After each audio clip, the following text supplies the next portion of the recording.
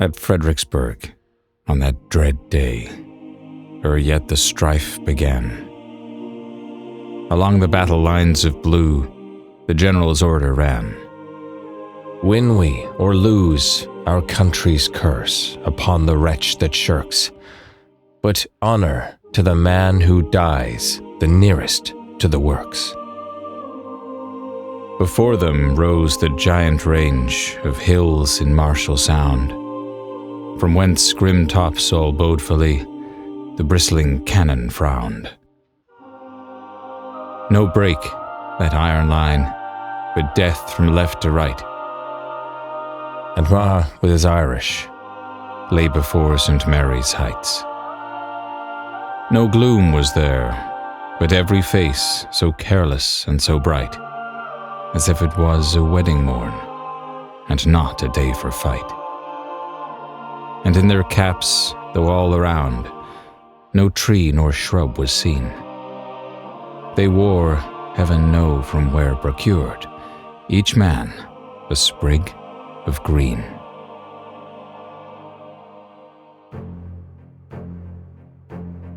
Not long they waited for the sound that told the strife began. Hark, from the river's further side, it is the signal grim. 1,000 cannons from the hills bellow forth in fierce acclaim, and all that mighty line of blue swept upward through the plain. At what avail are words to paint the strife that none can tell?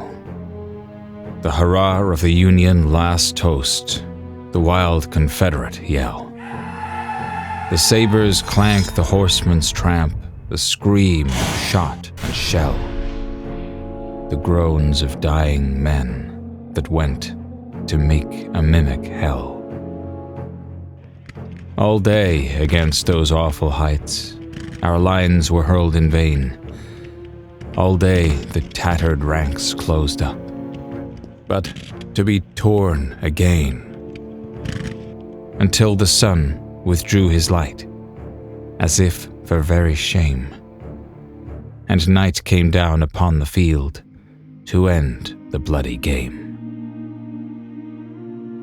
The morning broke all fair and bright upon the dread array, and lovingly on hill and plain the blessed sunbeam lay.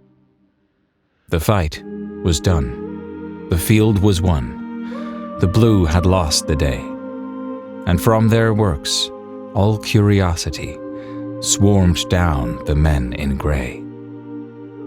Thick lay the slain, like sheaves of grain ripened by the battle's suns.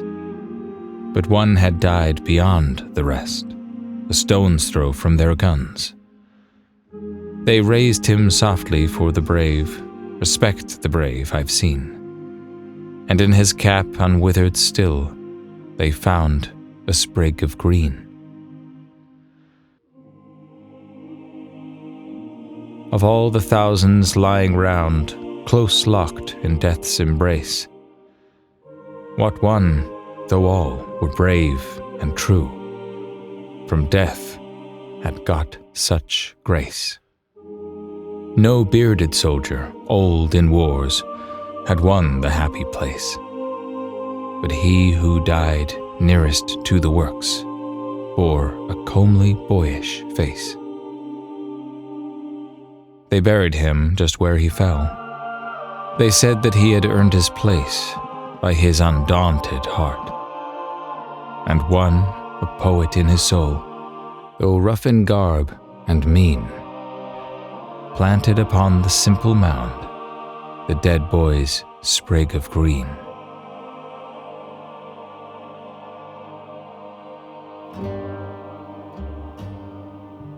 The brave man dies, but the brave deed with death will not be found.